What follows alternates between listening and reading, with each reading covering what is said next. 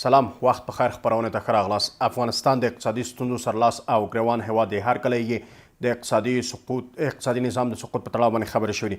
خلک یې د یوې مړۍ ډوډۍ د پیدا کېدو لپاره د نانبایانو تر شا پورې ناست. یوه ډوډۍ د خپل کور لپاره هر څه کوي چې ورته پیدا کړي. ځینې یې بیا د سړکونو پر سر باندې ناست دي او غواړي یوه مړۍ ډوډۍ د خپل کور لپاره پیدا کړي. حکومت بیا د اقتصادي ستونزو د حل لپاره ډیری تمرکز په عوایدو باندې کړی دی چې کورنۍ عواید راټول کړي تر څو پورې وکولی شي د کورنۍ عوایدو په ملاتړ باندې خلکو ته اقتصادي زمینې او همدارنګه اقتصادي ناخوالو څخه خلک وژغوري. پخوا د عوایدو په راټولېدو په برخه کې ډیری خبرې کېدلې، د میلیونونو پیسو حیف و میل خبرې کېدې، د اداري فساد خبرې کېدې، د زورواکو خبرې کېدې. اوس مهال د سیاسي تحول څخه وروسته وضعیت څه ډول دی؟ په دې مورد باندې بحث کوو. د عوایدو لوی ریاست عمومي مشر معراج محمد معراج را سره په بحث کې دی. رئیس صاحب ډېره مننه چې وخت مو راکړی دی. بحث له دې راپیل کړو. پخوا بحث پر دې کېده چې کله به د عوایدو بحث مطرح کېده، هممهاله به د خلکو ذهنونو سره د اداري فساد خبر مطرح کېده. د پخواني نظام څخه تاسو ته په دغه ریاست کې څه په میراث پاتې دي؟ بسم الله الرحمن الرحیم. ټول ناول خو تاسو ته ښه راغلاست وایم چې وخت هم راکړ. د تیر دولت خو یوه ناخواله نه ده چې موږ یې تاسو ته بیان کړو. د تیر دولت نه موږ ته فقر، بېوزلي، فساد، د اقتصادي، سیاسي او اجتماعي بنسټونو نشتوالی او یو ډیر غلطه حکومتداري چې هغه په دنیا کې په یو ځای کې هم دغه مثال نه و، او یو فراخ فساد او دغه مشکلات د اداراتو په ټولو برخو کې موږ ته په میراث کې پاتې شوي دي. خو الحمدلله د الله پاک په نصرت سره چې کله نه امارت اسلامي د الله پاک فتح نصیب کړله، نو د هغه نه وروسته چې کله موږ راغلو په کارونو باندې شروع کړل، ادارات هم د نږدې نه وکتل، تحلیل هم کړل، ارزیابي مو کړل د مختلفو شعباتو، د تشکیلاتو، د ساختارونو، نو او بیا ورسره دغه کومه خبره چې خلکو کوله دا هم دروغ نه ویل چې دلته څومره فراخ فسادونه دلته په دې شعباتو کې، په دې اداراتو کې موجود وو. نو الحمدلله موږ چې کله راغلو، موږ د یو ښه مکمل ریفورم پیکج سره چې څنګه موږ په کومې طریقې سره د یو واضح میکانیزم په طریقې سره د یو واضح طرز العمل په لارې اچولو سره الحمدلله موږ ورځ تر بلې اوس دې حالت ته رسېدلي یو الحمدلله. بلکې د اوایلو نه چې د اولې ورځ نه موږ د ریاست ته راغلي یو الحمدلله، دلته اوس د فساد شتون نشته دی الحمدلله. او الحمدلله ورځ تر بلې نور اصلاحات هم را روان دي او د الله نه ډېر زیات امیدوار یو چې موږ به انشاءالله تعالی دغه اداره یو مثالي اداره به دې نه جوړوو. معراج صاحب، یو بحث دا دی چې اقتصادي ناخوالو په تړاو باندې هر کله خبرې شوي دي و په سیاسي تحول څخه وروسته د اقتصادي نظام د سقوط خبرې شوي دي، بهرنۍ مرستې هم پرې شوي. د حکومت تمام عوایدو ته ده چې کورنۍ عواید ولري تر څو پورې ناخوالو څخه ځان وباسي. کورنۍ عواید مو څه ډول دي؟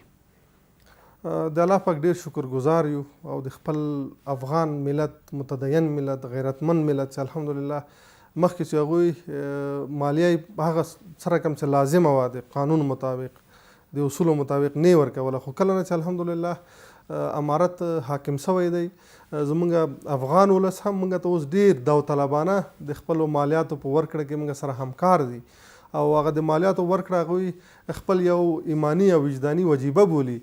که موږ تاسو فکر وکړو، زموږ او تاسو د تجارت ګراف چې دی هغه ډېر راکم شوی دی، خو بیا هم په دې حالاتو کې هم زموږ عواید چې دي هغه د تیر نظام چې دلته په میلیاردونو ډالر مرستې هم وې، اکمالات هم ورته کېدل، خو د هغه نه باوجود هغه عواید چې موږ اوس الحمدلله په یو توحد سره، په شفافیت سره، په روڼتیا سره راټولو، د تیر نظام د عوایدو نه الحمدلله دغه ډېر زیات دي او ورځ تر بلې د ښه طرف ته موږ روان یو. معراج صاحب، یو بحث دا دی چې پخوا په بحث کېده د عوایدو راټولېدو په برخه کې د زورواکو کلمه به ورسره کارول کېده. اوس مهال زورواکي شته، عواید زورواکو جیبونو ته ځي او که نه؟ سبحان الله، زه به داسې درته ووایم چې اوس هیڅ امکان نه لري. اوس په افغانستان کې دا خو د عوایدو په برخه کې نه بلکې په یو برخه کې هم الحمدلله دلته اوس زورواکي نشته ده. دلته اوس هغه حقیقي ولسواکي ده او دلته اسلامي نظام شریعت حاکم دی. نو د شریعت په شتون کې زورواکی بیا وجود نه لري. شریعت ته که یو څوک عادي سړی وي او که هغه ډېر یو غټ حکومتي چارواکي د اسلامي نظام په مقابل کې ټولو یو رقم حقوق او وجایب دي. نو دلته اوس هیڅ زورواکي وجود نه لري او نه به انشاءالله تعالی څوک دغه جرأت وکړي چې زمونږ د بیت المال پیسې هغه په چور چپاول سره او په غلا سره او په فساد سره په خپلو شخصي جیبونو کې واچوي. دغه به هیڅ امکان انشاءالله نه لري. څومره عواید د ورځې موږ لرو؟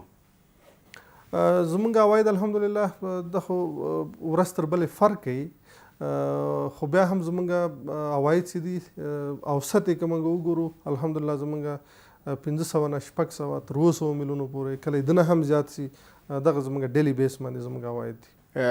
د ګمرکاتو مسله کې که ورباندې پام وشي، افغانستان وګړي د دې شاهدان دي کله به چې ګمرکاتو نوم اخیستل کېده هغې سره به ډېری ذهنیتونه نورو خواو ته تلل، د فساد، د مقررۍ او همدارنګه د خلکو جیبونو ته تللې پیسې، په دې تړاو باندې به ډېر بحث کېده. اوس مهال ګمرکونو وضعیت څه ډول دی؟ د ګمرکونو وضعیت الحمدلله ډېر قابل اطمینان دی.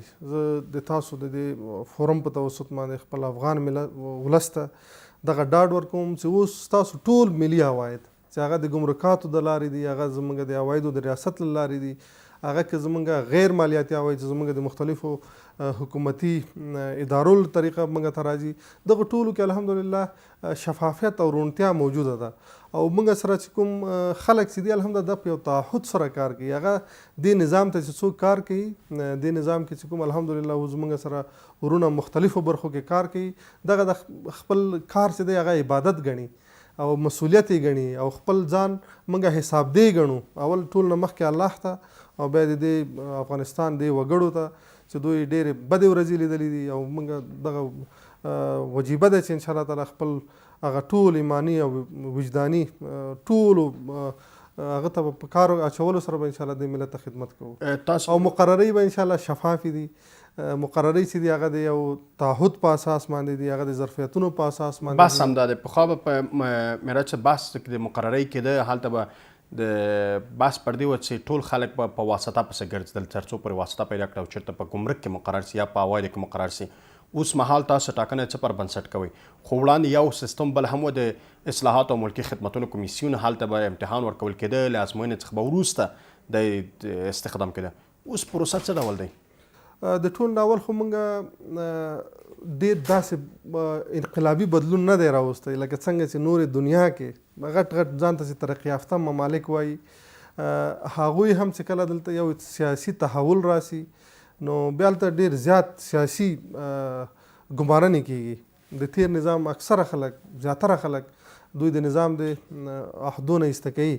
خو الحمدلله د امارت پالیسي خو زموږ ټول افغانان ورونه دي. زموږ په وزارت مالیې کې اول خو دا بدلون او تغییرات ډېر کم راغلي دي. بیا کوم خلک چې مقرر شوي دي هغه د یو تعهد په اساس باندې، هغه د یو ظرفیتونو په اساس باندې، د مسلکیتوب په اساس باندې مقرر شوي دي. او انشاءالله تعالی دلته اوس مقرري د سفارشونو یا خدای نخواسته کوم بل عوامل دې شاته هیڅ موجود نه دي، بلکې د تعهد په اساس باندې. دغه تعهد تاسو ته څنګه ښکاري؟ ځکه اوس خو د آزاد سیالۍ پروسه هم نشته. تاسو څه ډول پوهېږئ چې څوک تعهد دغه مسلک ته لري، څوک تعهد دغه ملت ته لري، څوک ژمنتیا دغه لري چې کار وکړي؟ نو دا خو ډېره واضحه ده، دا خو اوس ټولې دنیا ته واضحه شوې ده چې تعهد چا درلودلو او چا دې وطن دپاره، دې وطن د ازادي خپلواکي دپاره څومره غټې غټې قربانۍ ورکړې دي.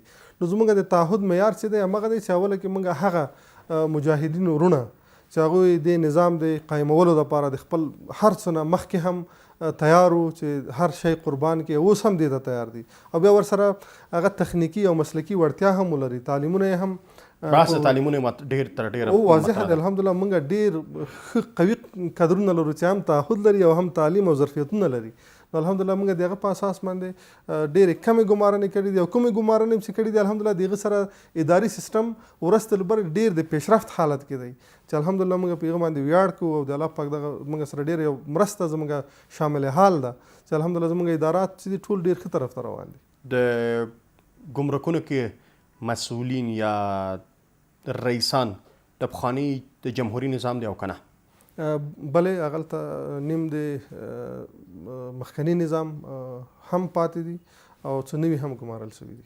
تاسو وړاندې د مالیاتو خبره مو کړه چې خلک اوس لیواله دي چې خپل مالیات ادا کړي، خو پخواني نظام کې زورواکي چې بحثونه به کول د هغوی مالیه نه ورکوله، او هر کله به په همدې باندې بحث کېده، چارواکو به هم خبرې پرې کولې، د مالیې وزارت چارواکو هم په دې باندې خبرې کولې.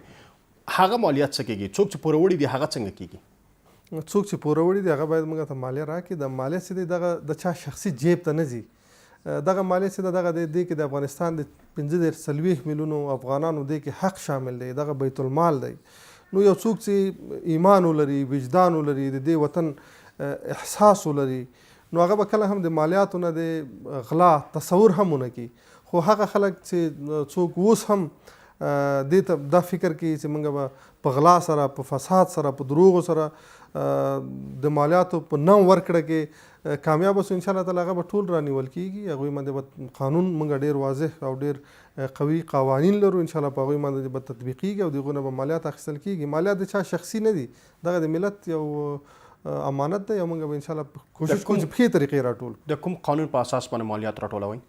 فی الحال خو زمونږ کوم چې تیر قوانین په تیر دولت کې وو همغه اوس فی الحال امپلیمنټډ دي او موږ د قانون د تعدیل بیا الحمدلله کمیټې لرو چې د امیرالمؤمنین حفظه الله دفتر هم د هغوی نه هم ډېر واضح هدایت راکول سوي دي چې تاسو هغه قوانین چې هغه د اسلام او د شریعت په رڼا کې واضح نه دي یا د هغه سره په مخالفت کې دي، هغه ټولې مادې الحمدلله هایلایټ سوي دي او د هغو په تعدیل باندې انشاءالله ډېر قوي کار روان دی. خو فی الحال زمونږ چې دی اجرات د همغه تیر قوانینو په اساس باندې کوو. یو بحث دا دی چې د مالیې د ورکړې یا څوک چې پوروړي دي هغه میلیونونه ډالرو ته د پیسې رسیږي یا میلیاردونه افغانیو ته رسیږي.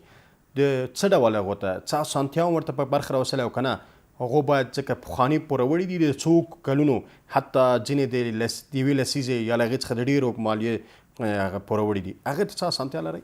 ځکه په یو ځل باندې شونې ده. اصل کې د مالیه د هغه عوایدو نه اخیستل کېږي چې یو څوک کله پیسې وګټي. نو یو چا چې پیسې ګټلې وي په دې وطن کې د دې زموږ ستاسو د مظلوم ولس سره تجارت کړی دی یا مثلا چې هر طریقې سره په طریقې سره ګټه کړې ده، نو ګټه چې کله یو څوک عواید ولري د عوایدو نه مالیات اخیستل کېږي. دا کوم داسې یو جبري عمل نه دی چې موږ د هغوی نه په زور باندې مالیات اخلو، بلکې هغوی تجارت کړی دی، دلته یې پیسې ګټلې دي. نو د پیسو چې کله یو څوک عواید ولري نو باید هغه د بیت المال چې کومه حصه ده هغه باید بیت المال ته ورکړي. نه بحث دا دی چې هغو ډېر پوروړي دي، باید ټوله مالیه په یو ځل باندې تحویل کړي او که نه ورته قسط کوئ. نو دا خو د چې هغوی موږ ته څوک مراجعه وکړي، موږ خو د تسهیلاتو دپاره دلته ناست یو. دغه خو موږ خو کوشش کوو چې څومره تسهیلات د قانون په چوکاټ کې خپل تاجرانو ته ورکولی شو ضرور یې ورکوو. آیا کوم زورواکي تر اوسه مراجعه کړې د خپل مالیاتو د ورکړې لپاره تاسو ته؟ اول خو موږ زورواکي پیژنو، زورواکي څوک دي په اوس په موجوده نظام کې. پخواني نظام نه مې هدف دی. د پخواني نظام خو څوک به انشاءالله اوس داسې زورواکي خو اول د زورواکي په نوم باندې موږ اول څوک نه پیژنو. اول خو به زه دغه درته ووایم، موږ ته ټول افغانان یو حیثیت لري، که هغه په هر حالت کې دی، که هغه څوک ډېر زیاتې پیسې لري، حلالې پیسې، الله د نورې هم ورته ډېرې کړي، او که یو عام غریب افغان دی هغه هم موږ دپاره ډېر قابل قدر دی، قابل عزت او احترام دی. نو دلته زورواکي په نوم باندې خو اول موږ هېڅوک هم نه پیژنو. او بیا چې څوک موږ ته هر څوک مالیه ورکوونکی چې موږ ته مراجعه وکړي، نو د هغه چې څومره د قانون او د طرز عملونو په رڼا کې څومره موږ تسهیل ورکولی شو ضرور یې ورکوو. د وطن زموږ ګډ وطن دی، د چا شخصي ملکیت نه دی، بلکې د ټولو افغانانو ټولو مسلمانانو وطن دی. تاسو د زورواکو مسله یاده کړه. زما هدف زورواک څخه هغه کسان چې پخواني نظام کې یا په وزارت تر څوکۍ رسېدلي وو یا په پارلمان کې وکیلان ول، تر ډېری پورې دغه د شرکتونو بحث هم همدوی پورې تړل کېده. بحث مې له هغوی څخه دی. هغوی ته هم اسانتیاوې په پام کې نیول سوي؟ مشخص موږ چاته اسانتیاوې په نظر کې نه سو نیولی چې موږ مشخص قانون د ټولو دپاره یو دی. قانون باید مساویانه په هر چا باندې تطبیق سي. نو موږ ته چې هر څوک مراجعه وکړي، که هغه د تیر نظام څوک افراد وي او که نوي افراد وي او که هر څوک وي، موږ قانون ټول دپاره یو دی. فساد څه ډول دی اوس مهال؟ تر صفر کچې رسېدلی؟ الحمدلله. څه ارزونه مو کړې چې صفر کچې ته رسېدلی؟ اول خو زموږ دغه داخلي عواید چې څومره دي دغه په اساس باندې موږ ځان سره یو هغه لرو، انډکس لرو، چې دغه په اساس باندې موږ خپله هم ځان ارزیابي کوو چې زموږ حالت څه رقم دی. الحمدلله اوس فساد صفر کچې ته به نږدې سوی وي، که رسېدلی نه وي، که موږ اوس د ټرانسپیرنسي انټرنیشنل یا نور چې کوم د کرپشن خلاف چې کومې ادارې دي نو موږ هغوی ته هم اوس یو چیلنج ورکوو چې اوس الحمدلله په افغانستان کې یو اسلامي نظام قایم دی. راسئ تاسو اوس دلته وګورئ چې دلته څومره شفافیت موجود دی. موږ انشاءالله اوس دغه ویلی سو په ډېر قوت سره چې الحمدلله دلته د فساد کچه چې ده انشاءالله صفر ته په نږدې کېدو دی. دغه موږ زه به صفر دې په خاطر نه وایم چې کېدای شي بعضې هغه معتادین چې هغه په فساد باندې ډېر اموخته سوي دي او اوس هم د امارت د نظام لاندې غواړي چې زموږ مسلمانانو ورونو ته زموږ مالې د هندګانو ته په نورو شعباتو کې زموږ مسلمانانو ته مشکل افغانانو ته مشکل پیدا کړي. کېدای شي یو څه د فساد احتمال وي خو انشاءالله تعالی په غټه کچه باندې او سره کوم چې مخکې د فساد خبرې کېدلې اوس هغسې فساد شتون نه لري بلکې انشاءالله تعالی د فساد خلاف ډېره قوي مبارزه هم اوس روانه ده. داسې هم نه ده چې اسلامي نظام قایم شو بیا سره اسلامي او شرعي نظام کې څوک چې فساد کوي څوک چې رشوت اخلي د محمد صلی الله علیه وسلم د یو حدیث شریف دی چې الراشي والمرتشي کلاهما فی النار چې رشوت ورکوونکی او رشوت اخیستونکی دغه دواړه جهنمي دي. نو دغه په اساس باندې موږ د فساد خلاف ډیره قوي مبارزه شروع کړې ده او خلک اوس هم د تعقیب لاندې دي. زموږ استخبارات زموږ نور چې کوم ارګانونه دي انشاءالله زیرب د هغوی ټولو په ګډه همکاري باندې د خلاف به انشاءالله تعالی موږ به یو ورځ دغه ثابتوو چې اسلامي نظام چې هغه الحمدلله امارت اسلامي په افغانستان کې قایم ده دلته اوس د فساد کچه اوس واقعا دغه صفر ته راورسېدله. انشاءالله موږ به صفر ته رسوو او یو مسلمان کله فاسد کېدی نه شي. زه به یو خبر ورسره زیاته کړم څوک چې ځان ته مسلمان وایي هغه په الله باندې ایمان لري په ورځ د آخرت باندې ایمان لري حضرت محمد صلی الله علیه وسلم خپل پیشوا ګڼي نو هغه به څنګه فساد وکړي هغه به څنګه بیت المال وخوري هغه به څنګه د 40 میلیونو وګړو 40 میلیونو مظلوم افغانانو پیسې وخوري. دغه یعنی پخواني نظام کې چا چې فساد کړی هغه مسلمانان نه دي چا چې فساد کړی دی هغه مسلمانان نه دي. یاره دا خو به یو شرعي مسله ده فتوا باید علما پکې ورکړي خو هغه د اسلام د دایرې نه وتلي خلک دي. دغه زه ویلی سم په دې چې مسلمان کله فاسد کېدی نه شي ګناهګار کېدی شي فاسد خو تاسو هم دلته اوس د فتوا ورکړله.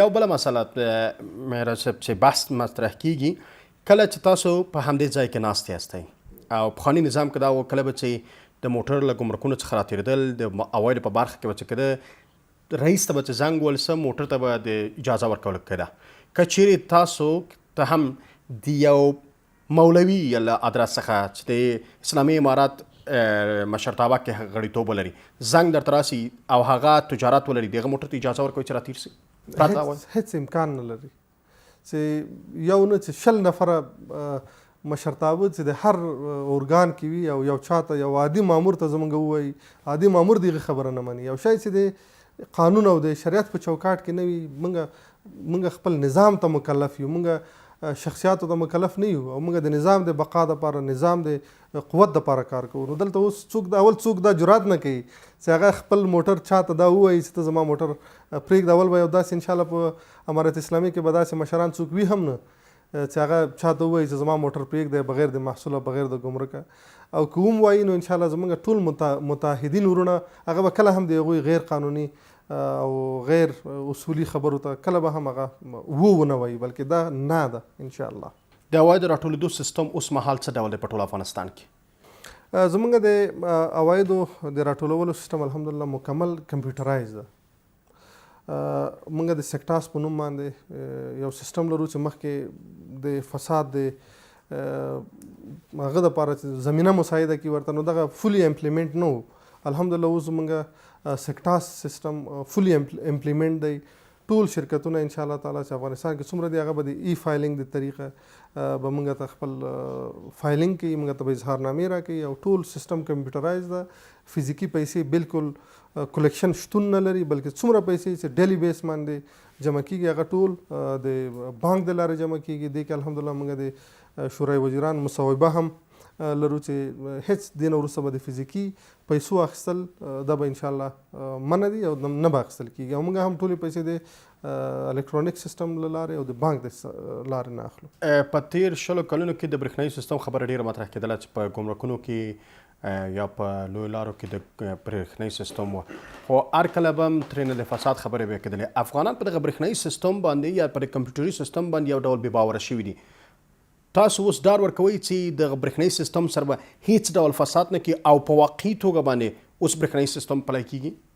الحمدلله دا موږ سل په سله ډاډ ورکوو چې زموږ په ګمرکاتو کې او زموږ په عوایدو کې سل په سله کمپیوټري سیستم فعاله دی او بیا دغه شاته متحدین ورونه ناست دي، داسې ورونه ناست دي چې هغلته د فساد فکر هم د هغوی نه انشاءالله نه کیږي او هغوی ښه په تعهد سره، په ایماندارۍ سره، په مسلکي توب سره انشاءالله دغه زموږ ټول سیستمونه چې دي هغه په برقي حکومتداري طرف ته موږ روان یو انشاءالله. هغه دپاره زموږ ډېر انټیګریشنونه سوي هم دي، نوي سیستمونه چې هغه کې مثلا زموږ ETIN سیستم دی، زموږ TIA سیستم دی، زموږ د CBR سره انټیګریشن ده، زموږ د NSIA سره انټیګریشنونه دي. الحمدلله په دې ټولو هغه باندې انشاءالله ډېر قوي کار روان دی. نو انشاءالله تعالی د برقي حکومتداري یا الکترونیک سیستم باندې د مالیاتو راټولول، د ګمرکاتو راټولول، دغه انشاءالله د شفافیت تضمین کوي او چې بیا الحمدلله دغه شاته عهد او اراده هم موجوده وي چې هغه شته ده. په ګمرکونو کې د سکنر مسله هغه څه دی چې ته هر کله پرې بحث شوی دی، په نظام کې به ویل کېده په تیر جمهوریت کې چې سیستمونه را رسېدلي دي فقط نسبېدلې پاتې دي، خو په هغې باندې به هم ورځې او میاشتې تېرېدې. آیا اوس مهال په ټولو ګمرکونو کې سکنر شته؟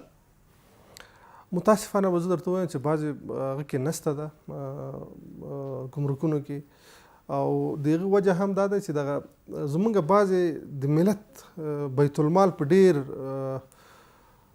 تخنیکي طور باندې اکثره شیان ډېر هغه سوي دي، د کاره غورځول سوي دي. نو په مخکني نظام کې اوس الحمدلله موږ کوشش کوو چې انشاءالله تعالی د کوم تخریبي هغه چې دی او موږ د دې نظام د بقا دپاره، د شفافیتونو دپاره ضروري دی انشاءالله په هغه باندې کار روان دی او هغه به انشاءالله تعالی ډېر ځل به هغه ټول بیرته فعاله به شي، انشاءالله ډېر زر به فعاله شي. که فکر نه کوئ چې کله سکنر نه وي فساد ته زمینه شته؟ انشاءالله اوس خو دغه خو بیا زه تاسو ته وایم چې سکینر نه هم وي، زما یو مسلمان افغان ورور چې هلته د سکینر نه ښه کار کوي فی الحال، خو بیا هم موږ په دې چې موږ باید ورځ تر بلې پرمختګ وکړو، د دنیا د سیستمونو سره هم ځانونه عیار کړو، زموږ سکینرونه هم فعاله شي. نو اوس الحمدلله زموږ یو متحد افغان ورور هلته کار کوي او تعهد لري د نظام سره. څومره په همغه افغان ورور باندې باورمند یاست چې فساد نه کوي؟ انشاءالله موږ ډېر زیات پرې باورمند یو چې هغه به کوم ادرس څخه دومره باور پرې کوئ؟ موږ ته د هغوی تعهد معلوم دی. څه ډول؟ هغوی د نظام د قیام دپاره د خپل ټول څومره چې د هغوی هغه خپل سر نه ورته تیر وو، یو څوک چې د یو نظام په خاطر باندې هغه د خپل سر نه تیر وي نو هغه به هغې کې به د فساد احتمالات انشاءالله چې ډېر کم وي، چې زموږ الحمدلله دغه شی ټولو دنیا ته واضح شوی دی چې څوک د الله په خاطر باندې د خپل سر نه تیر وي نو هغه به فساد څنګه کوي. عایداتي ادارې مو څومره دي؟ عایداتي ادارې خو زموږ تقریبا 440 ادارې زموږ غیر مالیاتي ادارې فعاله دي او بیا ورسره زموږ په ټول مصروفیتونو کې الحمدلله عواید راټولیږي په ډېرې ښې طریقې سره. زموږ 3 ریاستونه LTO، MTO او STO 3 ریاستونه الحمدلله ډېر فعاله دي، ډېر ښه الحمدلله پرمختګونه پکې روان دي. همدغسې زموږ د آډټ چې کوم ډایرکټوریټ دی هغوی هم خپل کار کوي. نو دا یو څو سرچینې دي چې موږ دغه طریقو نه عواید راټولو. ګمرکاتو باندې یوازې پاملرنه شوې چې څومره عواید پرته له دغه 440 ادارو څخه یوازې ګمرکاتو نه موږ څومره عاید په 14 کال یعنې د سیاسي تحول څخه وروسته چې تاسو دغه مسؤلیت در په غاړه دی راټول شوي؟ د مشخص خو ما سره کېدای شي فکر نه وي، خو زه به تاسو ته د دغه چې اوس تقریبا نن 20 د ثور دی نو تر تېره ورځ پورې موږ د 20 بلین افغانۍ نه میلیاردو افغانیو نه موږ زیات عواید درلودل. 20 میلیارد افغانیو نه. نو الحمدلله دغه په دغه 9 میاشتو کې یعنې 20 نه په دې فقط یوه نیمه میاشت کې د حمل نه تر اوسه پورې هغه د تېر کال فکر زما سره نشته دي، که تاسو غوښتل هغه هم تاسو زه ټول شریک یم دقیق. یعنې تنها یوازې په دغه نږدې 2 میاشتو کې موږ 20 میلیارد عواید الحمدلله دغه نه اضافه تر. یو بله مسله چې هر کله سره د افغانانو لپاره سرخوږی ده د موبایل د کریډټ سیستم دی چې له افغانانو څخه له هر افغان څخه هغه که چارواکه دی که غریب دی هغه که په لرې پرته سیمه کې په خپل باغ کې هم کار کوي او ټلیفون استفاده کوي له هغه څخه کریډټ وضع کېږي. د هغې د مالیه څه ډول ده؟ آیا هغه مالیه هغه افغان چې لرې پرتو سیمه کې کار کوي هغه به ډاډمن چې دغه مالیه خوندي ده؟ هغه مالیه چې دی ورکوي هغه د بودیجې ته ځي، ملي بودیجې ته، او هغه د افغانستان د هوساینې لپاره ترې نه ګټه اخیستل کېږي، د افغانستان د ښکلا لپاره ترې نه ګټه اخیستل کېږي؟ یقینا الحمدلله همداسې ده. زموږ د افغان چې هر قسم مالیه اخیستل کېږي هغه بیت المال ته ځي. دغه خبره خو ډېره واضحه ده. هغه د یو واضح میکانیزم په چوکاټ کې اخیستل کیږي، ټولې پیسې چې اخیستل کیږي هغه د بانک سیستم د لارې اخیستل کیږي. یو شی چې د بانک سیستم نه په طریق سره واخیستل شي او اینډ اف دی ډے هغه زمونږ 100% چې زمونږ د بیت المال ملي کوډ دی هغه ته د ورځ په اخر کې انتقال شي، نو به هغې کې د فساد احتمالات هیڅ نه وي. نو خلک اوس هم کوشش کوي چې دغه د نظام د خلاف پروپاګنډا وکړي او مختلفې خبرې وکړي، او خو انشاءالله داسې نه دی. الحمدلله څومره پیسې چې په هر نوم باندې د زمونږ د مالیه ورکوونکي افغان نه اخیستل کېږي هغه ټول زمونږ د بیت المال ملي اکاونټ ته ځي. مارد صاحب یو بحث دا دی چې تاسو اشاره ورته وکړه دغه مالیه د کریډټو کې تر ډیری پوښتنه ولاړ شوي دي. پخواني نظام کې جمهوریت کې ویل کېدل د کال 4 میلیارډ افغانۍ د دغه کریډټ څخه د مالیې وزارت راتلې، اوس مهال څومره راځي؟ اوس خو موږ سره دقیقه احصایه ما سره فی الحال موجود نه ده، هغه به تاسو سره بیا جدا شریکه کړم که غوښتلم. خو یو خبره به درته وکړم، د تیر نظام خو هغه خو د فساد نه یو ډک نظام و. هغه کې خو اکثره چارواکي چې دی هغه په فساد کې ښکیلو، نو هغوی کله هم نه غوښتل چې زموږ د افغانستان په خپلو پښو باندې ودرېږي، دا په خپل ځان باندې بسیا سي، موږ د خود کفایي طرف ته لاړ شو، موږ خپله عوایدو نه خپله بودیجه پوره کړو. نو هغوی خو د فساد نو چې فساد یې نه کولې ولې تښتېدلي دي؟ موږ خو چاته نه دي ویلي چې تاسو دا وطن پرېږدئ. کوم ورونه چې موږ سره دې وطن کې پاتې دي په خوشحالي را سره ژوند کوي، الحمدلله مکمل د هغوی قابل احترام دي موږ ته. نو د کوم چې چا فساد کړی دی چې تښتېدلي دي دې وطن. د واردات او صادراتو برخه باندې هم باید بحث وشي. واردات هم ډېر دي نظر صادراتو ته، عواید څه ډول دي؟ صادرات خو یقینا زمونږ کم دي، خو بیا هم د تیر کال په ختمېدو د 1400 کال چې هغې کې دغه موږ د اسد د 23 نیټې نه الحمدلله موږ الله پاک امارت اسلامي ته حاکمیت او فتح نصیب کړله. نو په دې زمونږ تقریبا 4-5 میاشتې تېرې وې راباندې، خو بیا هم د تیر کال که تاسو فګرز وګورئ زمونږ صادرات په همغه کم وخت کې چې د 4-5 میاشتو په جریان کې د $1 میلیارډ نه اضافه تر سول. موږ هغوی ته سهولتونه هم ورکړل او انشاءالله نور به هم دغه سهولتونه ایجادوو چې تر څو زموږ صادرات ډیر سي او زموږ د وارداتو په ځای باندې موږ خپل داخلي تولید باندې بیا فکر کوو چې څنګه موږ کولی شو زموږ داخلي تولید زموږ داخل نه خام مواد زموږ صنعتونو د رشد لپاره انشاءالله دې باندې هم موږ کار شروع کړی چې هغه د څنګه سهولتونه برابر کړو چې زموږ واردات کم شي، زموږ د صادراتو هغه مینول دغه نه اضافه شي. د کورني تولید خبره مو کړه، تاسو د کورني تولید د ملاتړ لپاره څه کړي؟ د مالیې په برخه کې چې عواید هغو درکوي څه اسانتیاوې یو سوداګر ته په پام کې نیولي چې وکولی شي افغانستان کې دننه تولید وکړي؟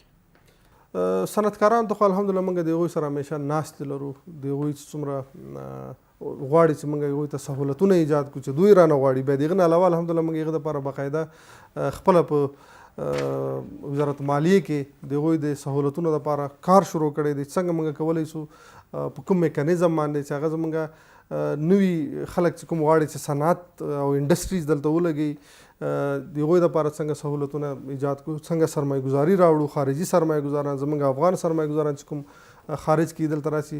نو هغه دپاره انشاءالله موږ په مختلفو تسهیلاتو باندې کار هم کړی دی او ډیر زر به انشاءالله د یو ښه ډرافټ په شکل باندې انشاءالله هغه به د ټول ملت سره شریک شي چې هغې کې به انشاءالله د ټول شیان ډیر واضح وي. زموږ وزارت تجارت الحمدلله ډیر زیات فعاله دی، هغوی مختلف اقتصادي زونونو باندې الحمدلله اوس طرحې ورکړي دي، په هغه باندې الحمدلله ډیر قوي کار شروع دی. نو انشاءالله دا کارونه به ورځ تر بلې ډیر ښه یو بحث دا دی چې هر تولید کوونکی یا صنعتکار چې اوس مهال په افغانستان کې فابریکه لري د ځینو باور لري چې هغه حتما د مالیې د ورکړې په برخه کې د پخواني نظام څخه قرضداره پاتې دی. د هغې د قرضدارۍ د ورکړه چې هغه باید مالیه ورکړي او اوس مهال هم ډیری قرضدار دی، که چېرې دی مالیه ورکړي هلته تولید له ماتې سره مخامخ کېږي. څه اسانتیا په پام کې لري؟ زموږ الحمدلله د صنعتکارانو به زه تاسو ووایم چې دوی ډېر متحد دي. یو څوک چې افغانستان کې سرمایه ګزاري کوي هغه خپل په $ملیونها راوړي او په افغانستان کې لګوي، زموږ مسلمانانو ته افغانانو ته د کار زمینه مساعدوي. نو انشاءالله هغوی کې دغه خلکو هغوی پسې ما ته ښکاري اضافه خبرې به چا کړي پسې موږ د هغوی د کارونو نه هم مطمئن یو. هغوی الحمدلله تر خپله وسه پورې موږ څومره کتلي دي که چېرې قرضدار یې څه ورسره کوئ چې قرضدار وي نو هغو ته د قانون مطابق به څومره سهولتونه چې ورته ایجادولی شو ضرور ورته ایجادوو، هېڅ مشکل به نه انشاءالله.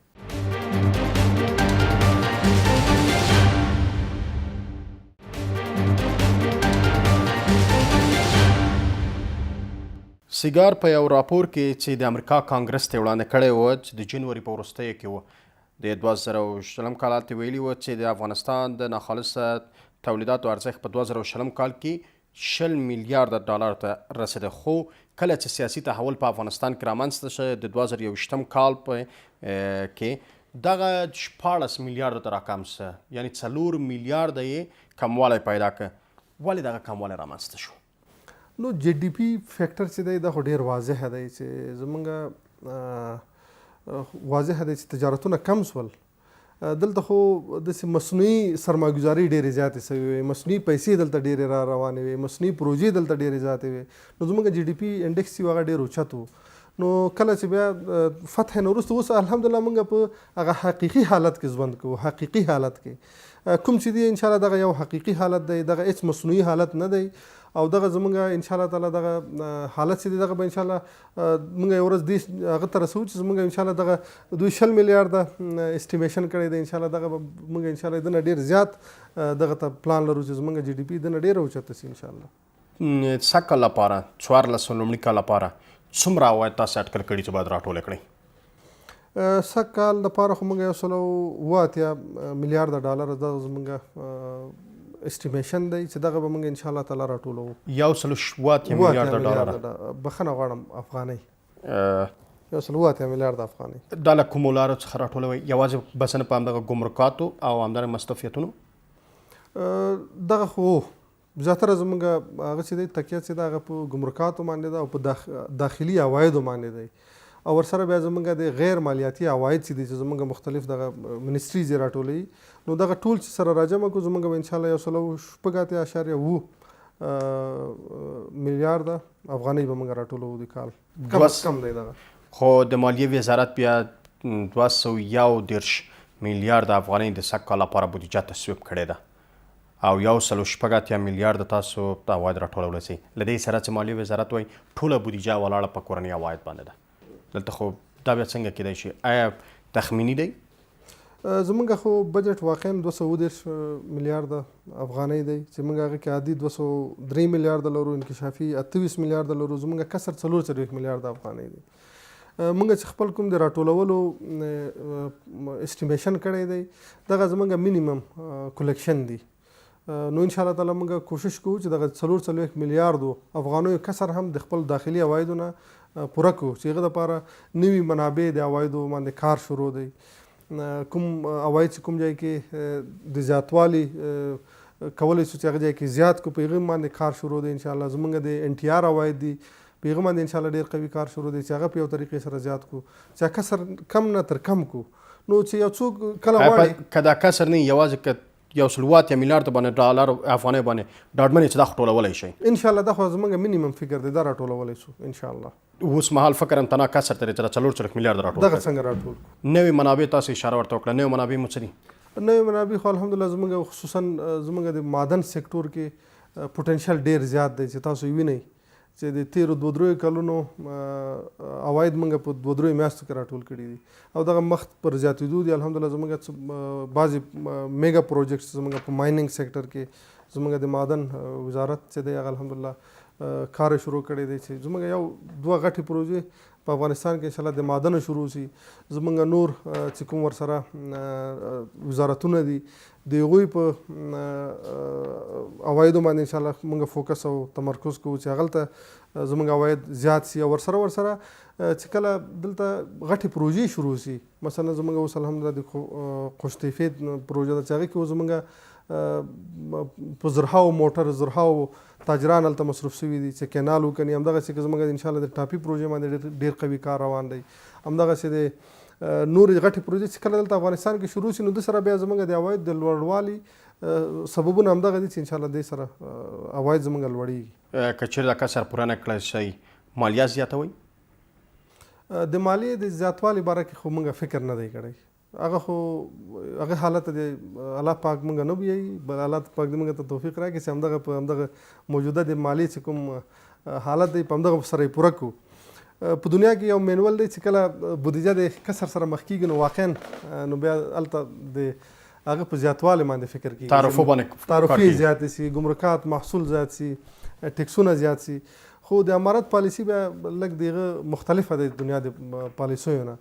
زمونږ عواید مونږ وینو چې زمونږ د کسر سره مخ خو بیا هم مونږ د اصنافو چې افغانستان کې تقریبا 2.5 نه تر 2 میلیونو اصناف دي، مونږ د هغو مالیه د 1.5 نه نیم 50.50 ته راټیټه کړې ده چې 80% هغوی ته مونږ په مالیې کې کمښت راوستی دی. دغه یو مثال دی. نو همدغسې مونږ د مالیې په زیاتوالي باندې خو فکر نه کوو، خو مونږ به د منابع په پیدا کولو باندې فکر وکړو چې موږ منابع زیات کړو، زموږ عواید پوره. عشر و زکات هم د مالیې په دغه اټکل کې شامل دی؟ عشر او زکات موږ په مالیې کې خپل نه دی شمارلی، نه یا نه دی شمیرلی. یو تاجر باندې عشر و زکات هم راځي، هلته مالیه هم ورکوي، دوه لارو څخه پیسې ترې اخلئ. عشر او زکات خو الحمدلله زه خو اول په د ټول ملت ته به زه دغه وایم چې دغه عشر او زکات چې دی دا خو یو اسلامي وجیبه ده، ایمانی وجیبه ده. مسلمانانو باندې فرض ده چې هغه به زکات ورکوي. نو زکات خو یو مسلمان کله هم زکات نه پټوي، دا خو ډېره واضح مونځ باندې فرض دی، د ایمان باندې په موږ فرض دی، د حج او روزې باندې په موږ باندې زکات هم فرض دی. نو مسلمانان الحمدلله د ډېر په خوشحالي سره زکات ورکوي. د فتوحاتو نه مخکې هم زکاتونه ورکړي دي، اوس هم ورکوي. او الحمدلله دغه د راټولولو او دغه د مصارفاتو هغه هم ډېر واضح دي چې هغه څنګه راټول شي. د اسلام یو اساسي رکن دی عشر او زکات. نو خو دولت دلته یو مسله ده، وړاندې نظام کې هم همدغه بحث و، کله چې څوک زکات ورکوي یو غریب پیدا کوي، یو غریب ته زکات ورکوي، اما اوس مهال باید غریب ته ورکوي او که نه حکومت. فی الحال موږ خو دوی کې د هغوی خپله خوښه ده، یو چا باندې زکات فرض شي، که هغه خپل ذیل ارحامو ته ورکوي، نورو غریبانو ته یې ورکوي، که دولت ته یې ورکوي. او بیا د دولت وروستنۍ پالیسي ده چې دولت دې کې بیا څه هغه کوي، څه تصمیم نیسي چې دغه ټول د دولت په چوکاټ کې راټول شي، یو برخه د دولت د چوکاټ نه راټوله شي، نور د خپله د څوک چې زکات ورکوونکی دی د هغه ته ور پرېښودل شي. نو دغه موضوعاتو باندې د باره کې کار روان دی. فی الحال هر څوک آزاد دی چې هر چا ته زکات ورکوي. هغه یعنی بودیجه کې منډیټري نه دی، زکات او عشر شامل نه دي، شامل نه دي. د هغو پر تمکتو سره د بودیجه نه ده تصویب کړې. یو بل بحث دا دی چې کورني تولیداتو لپاره د مالیې وزارت یوازې د عوایدو نه، ځکه تاسو مالیې وزارت پورې تر چتر لاندې کار کوئ، څه کوئ د یو سوداګر لپاره؟ یو سوداګر ډېر اندېښمن دی، آیا ورته قرضه ورکوئ؟ آیا ورته مالیه معاف کوئ؟ که چیرې وغواړي تجارت وکړي د څومره کلونو لپاره، ځمکه ورته ورکوئ، څه کوئ؟ د ځمکې ورکولو هغه خو چې دی دغه د وزارت تجارت په کاري لایحو کې شامله ده، او هغوی الحمدلله د ځمکې ورکولو کې ډېرې اسانتیاوې راوستي دي، او ډېر په اساني څوک چې غواړي چې دلته انویسټمنټ وکړي، سرمایه ګزاري وکړي، فابریکه جوړه کړي، د ځمکې ورکولو پروسه یې ډېره ورته اسانه کړې ده. نو ځمکې خو هغوی ورکوي او په ډېر اسانو شرایطو سره یې ورکوي، د قسطونو په اساس یې ورکوي، څومره یو فیصدي د پیسو ورنه اخلي، نور د وخت په جریان کې ورنه اخلي. نو موږ د وزارت مالیې په چوکاټ کې چې کوم دغه اکنامک زونز باره کې اوس هغه سوی دی، اقتصادي کمیسیون پریکړه کړې ده چې اقتصادي زونونه جوړ شي چې هغې کې څوک چې سرمایه ګزاري کوي، که داخلي سرمایه ګزاران دي، که د خارج نه راځي، نو هغوی ته د مالیې په سهولتونه څنګه ورته ایجاد کړو، هغوی ته کوم ټیکسونه معاف کړو، ګمرکاتو تعرفې ورته څنګه کړو. نو د باندې بحث روان دی، انشاءالله تعالی د هغې نتیجه به هم ډېره زر د ملت سره شریکه شي. افغانانو تر نظام کې په دې باندې پوهېدل چې فساد وپکړي، او تاسې هم له فساد څخه ډک نظام بولئ، خو بیا هم د بېوزلۍ کچه تر دې کچه پورې نه وه لکه نن ورځ څه ده. نن ورځ له دې سره چې تاسو ډاډ ورکوئ افغان ولس ته چې هیڅ ډول فساد په دغه نظام کې نشته، د بېوزلۍ کچه ولې لوړه ده؟ زما فکر سره ده خو یو مصنوعي بېوزلۍ هم لږ اضافه شوې ده. زموږ دغه افغان ملت، زموږ افغان ولس چې دی دا ډېر باغیرته او پرشهامته او ډېر قوي ملت دی، خو دغه 20 کاله یا که موږ ټوټل وګورو 40 کاله دوی په افکارو باندې کار شوی دی.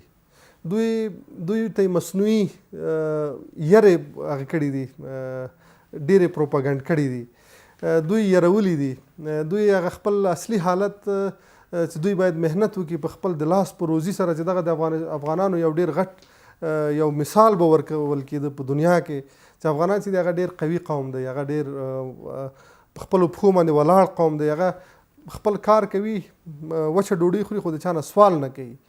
نو اوس دغه 20 کاله د 40 کاله د افغانانو په مورال باندې د هغوی په معنویاتو باندې او په مصنوعي یرو باندې کار سوی دی تر څو هغه د مصنوعي لوږو سره د مصنوعي فقر سره د مصنوعي بېوزلویو سره مخ کړي. آیا دا مصنوعي دي چې مېرمنې د نانبایي تر شا کیني دا په مصنوعي ډول دی؟ آیا دا مصنوعي دي چې یو سپین ږیری سړی د سړک پر سر باندې کراچۍ ته ولاړ دی؟ زه به دې کې تاسو نو بیا داسې خبره وکړم چې افغانستان ته خو اوس که موږ هیومینیټیرین فنډز وګورو، هیومینیټیرین ایډ فنډ دغه اوس تقریبا 1.5-2 میلیارډ ډالر راغلی ده. 1.5-2 میلیارډ ډالرو دغه کوم ځای نیولی دی؟ تاسو موږ ته راوښیي د بېوزلي نو بیا ولې دومره زیاته ده؟ 2 میلیارډ ډالر نه موږ امارت ته د 500 میلیارډ ډالر ورکړي، بیا تاسو په دې ټول افغانستان کې وګورئ چې دلته یو فقیر شته دی. دغه کار واقعا دغه چې کوم هغه دي مؤسسات دي هغه خپله غواړي چې داسې مصنوعي لوږې مصنوعي فقرونه را ایجاد کړي او هغه خلک هغه یوه ډوډۍ ورته ورکوي ټوله ورځ هلته کېنولي. ولې بس دا دی د هر اونۍ کې د سیاسي تحول څخه وروسته که فکر وسي د افغانستان حکومت ته 32 میلیونه افغان ډالر هر اونۍ د نړیوالو له لوري بانک ته راځي او بانک هم بیا یا بي بانک ته سپاري. هماغه پیسې دي، ولې کار نه کېږي؟ هغه پیسې خو دوی بیا هغه ته NGOs ته UN ته یې ورکوي، هغه خو څه داسې نه کوي چې هغه امارت خو د افغانستان بانک ته خو ورکول کېږي. چې بانک ته ورکول کېږي خو هغه د هغوی د پروجیکټس پیسې دي، هغه خو دولت ته نه ورکول کېږي. دولت سره خو تر اوسه پورې هغه زموږ خپلې پیسې چې دي هغه نه راته راکوي چې هغه 9.5 میلیارډ ډالر دي هغه یې رانه قبضه کړي دي. نو دولت ته خو دوی په هر قسم کوشش کوي چې زموږ دولت د اقتصادي مشکلاتو سره مخ کړي او اوس هم خارجي فشارونه دي او دغه پیسې چې راکول کېږي دغه امارت سره تر اوسه پورې د یوې افغانۍ کومک هم چا نه دی کړی. مننه. یو بل بحث دا دی که چېرې د ګمرکونو او همدارنګه د عوایدو په تړاو باندې آیا هیوادونو سره مو خبرې کړي دي چې سوداګري مو زیاته شي تر څو پر عواید د افغانستان ته ډېر سي؟ زموږ زیات فوکس په داخلي صنعت او داخلي سرمایه ګزاري په رشد باندې دی. زمونږ د اوس کوم تجارتي فیکټرونه دي چې زمونږ واردات ډیر زیات دي دغه راه حل نه دی. راه حل دغه دی چې موږ خپل داخلي ظرفیتونه لوړ کړو، زمونږ صنعت په خپلو پښو باندې ودرېږي. نو اوس خو د ضرورتونو په اساس باندې موږ مجبور یو چې بعضې توکي افغانستان ته راوارد کړو. نو دې کې موږ داسې واضح هغه خو نه لرو د ګاونډي هیوادونو سره، خو الحمدلله هغه تجارتي برخورد دی چې ډېر پښې طریقې سره مخ ته ورسره روان دی، کوم مشکل هم نه لرو. په دې 20 کلونو کې د نارینه‌و ترڅنګ میرمنو هم تولید ته او صنعت ته مخه کړې وه او د همغه تولید او صنعت هغو څخه هم مالیې وزارت ته عواید راتلل، په ځانګړې توګه د ستاسو ریاست ته چې ستاسو د مسؤلیت لري عواید راتلل. د میرمنو د صنعت لپاره تاسو څه کړي دي؟ په عوایدو په راټولېدلو کې د عوایدو په اسانتیا په برخه کې ورته څه کړي دي میرمنو ته؟ دغه واقعا دا یو داسې سوال دی چې دغه موږ هم ډېر ځوروي چې زما هغه خور زما هغه مور چې هغه په کور کې یو کولی شي چې هغه یو کاټج انډسټري چې ورته وایي چې هغه یو وړکی صنعت په کور کې جوړ کړي او هغه نه بیا عواید ترلاسه کړي، موږ ته هم مالیه راکړي او په ډېر خوشحالي په ویاړ سره یې راکړي، په افتخار سره یې راکړي.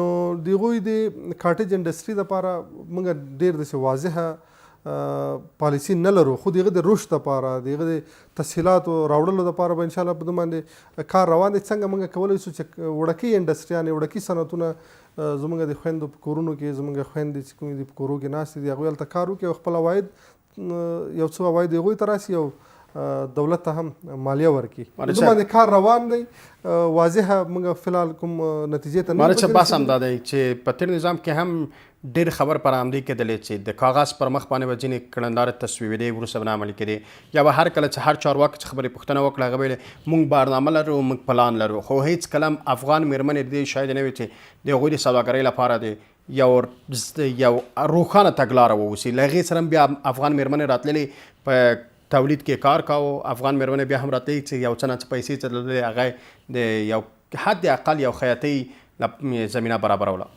دا پالیسي څه وخت جوړیږي؟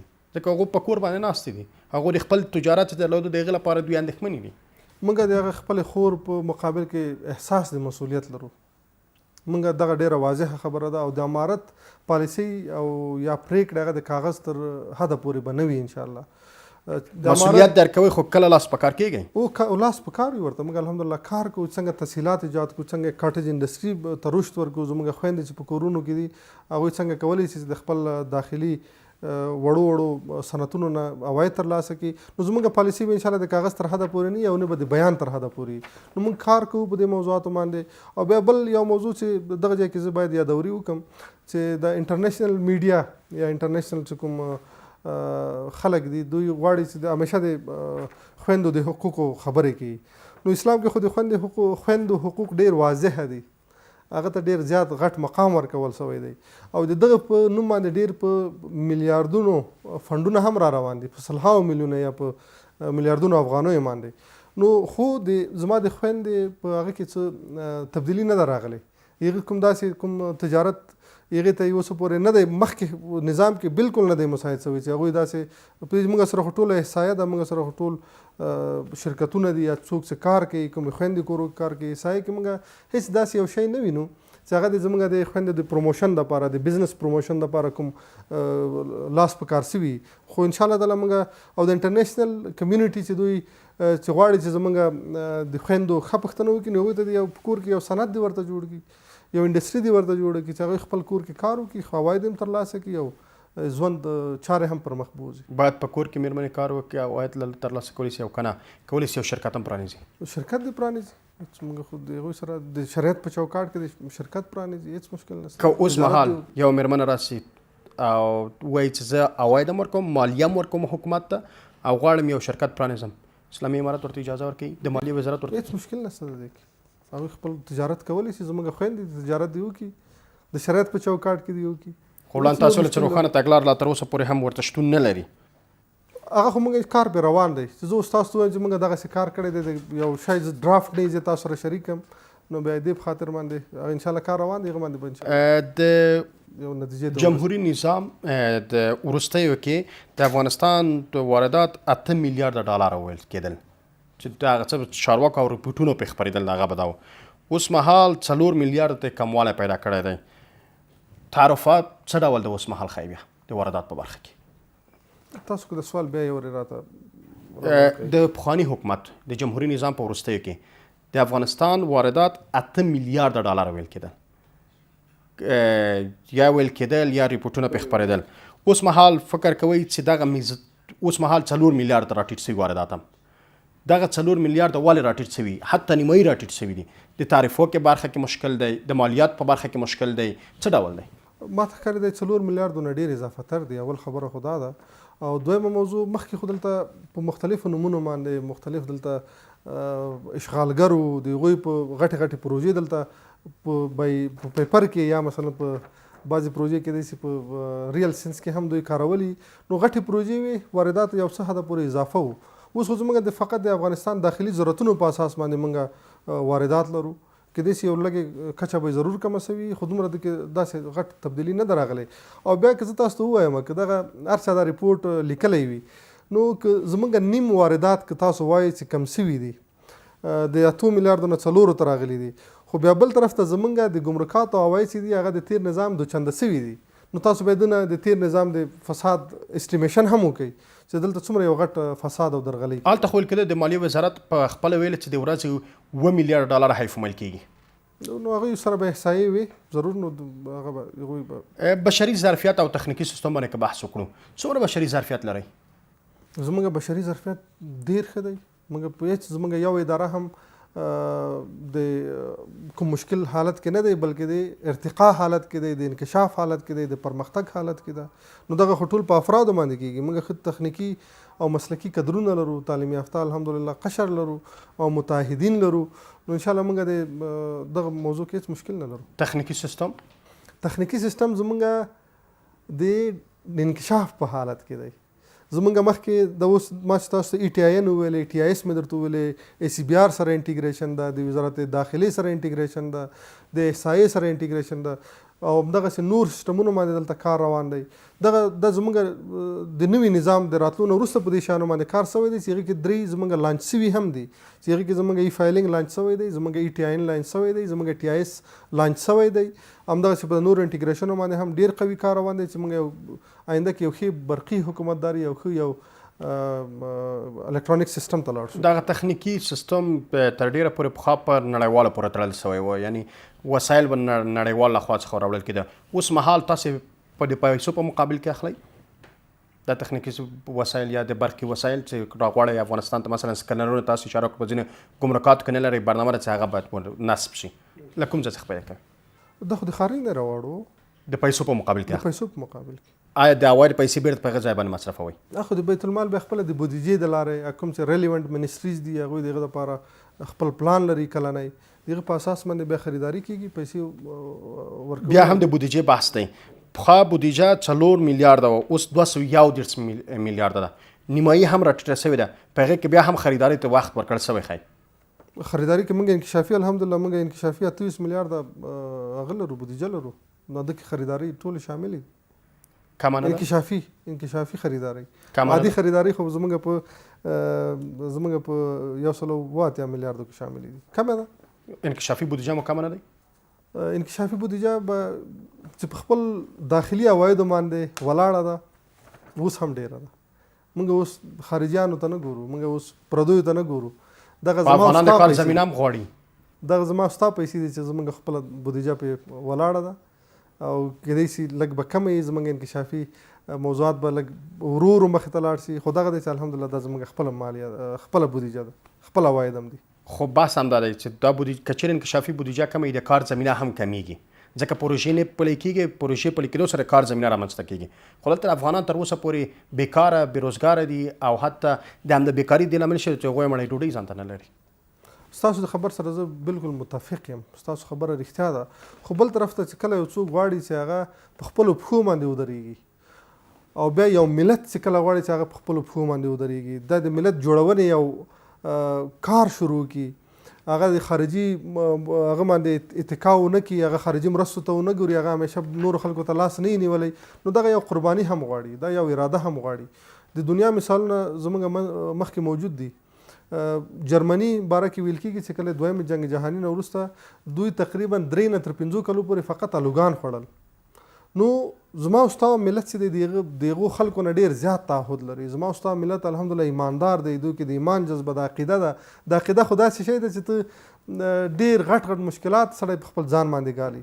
نو زموږ یو ملت هم یو فکري هغه ته انقلاب ته ضرورت لري چې زموږ ملت هم نور دا ووایي چې دغه زموږ وطن دی، دا به موږ په خپلو مټو باندې جوړو، دا به خیر ده که انکشافي موضوعات زموږ فی الحال کم دي، خو انشاءالله تعالی موږ چې خپل داخلي عوایدو خپله په پښو باندې ودرېږو، خارجي مرستو نه موږ هغه سو الله پاک موږ د هغوی هغه نه خلاص کړي، نو انشاءالله تعالی یو ورځ به وي بیا به زما او ستا انکشافي بودیجه زما د عادي بودیجه نه څو چنده زیاته وي انشاءالله. د تعرفي بحث که چیرې سوداګر غواړي بحث وکړي یا پانګونه وکړي، تعرفه باید څه ډول وي؟ د تعرفو لپاره فکر کړی او همدارنګه نړیوال چې غواړي په افغانستان کې یا بهرني پانګوال په افغانستان کې پانګونه وکړي، د هغو لپاره تعرفه څه ډول دی؟